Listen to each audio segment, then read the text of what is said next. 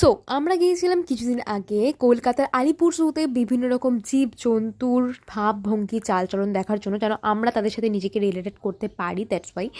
তো আমরা ফার্স্টেই টিকিট কেটে ঢুকে পড়লাম আলিপুর জুতে। আর ঢুকে মনে হচ্ছিল ভাই কোথায় চলে এসেছি, এত ভিড় কেন, মানে লিটারেলি এতটাই ভিড় ছিল সেই দিন।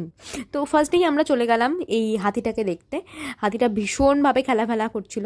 দেন যারা নিজেকে সিংহ বলে দাবি করো তোমরা দেখে নাও সিংহকে। তারপরে আমরা চলে গিয়েছিলাম অনেকগুলো পাখি দেখতে, যদিও কোন পাখির কোনটা নাম সেটা আমার মাথায় এই মুহূর্তে নেই, কারণ অনেক জীবজন্তু ছিল, অনেক রকমের, মনে করা সত্যি সম্ভব না। তাও বলে দিচ্ছি, এটা হচ্ছে উট পাখি, আর এটা ছিল অনেকগুলো, আর যেটা তোমরা জানোই মরুভূমিতে থাকে। দেন তোমাদের সবথেকে প্রিয় জলহস্তি গাইস, ইয়েস, ট্যাগ করে ফেলো তোমার সেই ফ্রেন্ডকে যাকে তুমি জলহস্তি বলে ডাকো। এবার চলো আমরা সবাই মিলে মিট করি নান আদার দ্যান রয়্যাল বেঙ্গল টাইগারের সাথে। তার হাঁটা চলা দেখে নাও, এরপর দেখে নাও হোয়াইট টাইগারকে। এতটাই ঘুমে মত্ত ছিল গাইস, একবার তাকাইনি আমাদের দিকে। দেন চলো দেখে নিই আমরা চিতাবাঘকে। এও খুব সুন্দর করে হাঁটাচলা করছিল, মডেলিং করে আমাদেরকে দেখাচ্ছিল, আর কিছু না। এরপরে তোমরা মিট করে নাও তোমাদের সেই বন্ধুদের সাথে যাদের গায়ের চামড়াটা খুবই মোটা, মানে নানা দাদান কন্টার, গ্যাস। তারপরে চলে গেলাম দ্য আউল হাউসে। লিটারেলি গিয়ে ভেবেছিলাম অনেক কিছু দেখতে পাবো, কিন্তু দেখতে পেয়েছি শুধুমাত্র সজারুকে, আর দেখতে পেয়েছি একটা মাত্র আউলকে। বিশ্বাস করো পুরো ফ্লপ খেয়ে গেছি।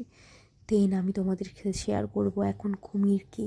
দেখো লাইন বাই লাইন ঘুমাচ্ছে গাইস, তাই আমি আস্তে আস্তে বলি যেন ঘুমটা না ভেঙে যায়। তো এবার চলে যাই দ্য স্নেক হাউসে। দেখে নাও তোমরা কতগুলো স্নেক ভাই, সামনে কি করছে সেটা আমি আর বললাম না, যাই হোক। তো প্রচুর স্নেক ছিল এখানে, প্রচুর ধরনের স্নেক, আমি জানি না কোনটার নাম কোনটা, যাই হোক। পরে দেখে নাও একটা কিউট পাই হরিণকে, দেখো কি সুন্দর ঘাস খাচ্ছে।